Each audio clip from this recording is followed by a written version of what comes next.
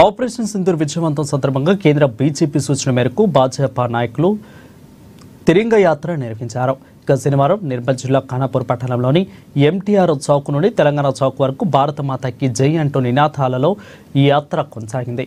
కాశ్మీర్లో యాత్రికులపై చేసిన దాడికి ప్రతిచర్యగా మన భారత వాయుసేన కేవలం 25 నిమిషాలలో 9 తీవ్రవాదుల స్థావరాలను ధ్వంసం చేసిందని భాజపా అధ్యక్షులు రితీష్ రాథోడ్ అన్నారు.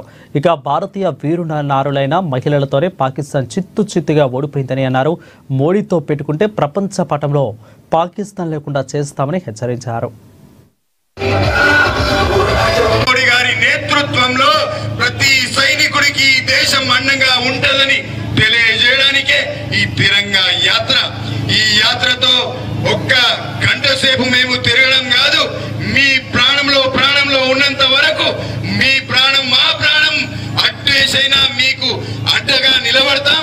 మీరు పోరాటంలో మీరు ఉగ్రవాదులను మట్టు పెట్టే కార్యక్రమంలో యావత్ భారతావని మీ తోడు ఉంటదని తెలియజెప్పడానికే ఈ తిరంగా యాత్ర చేయడం జరుగుతుంది.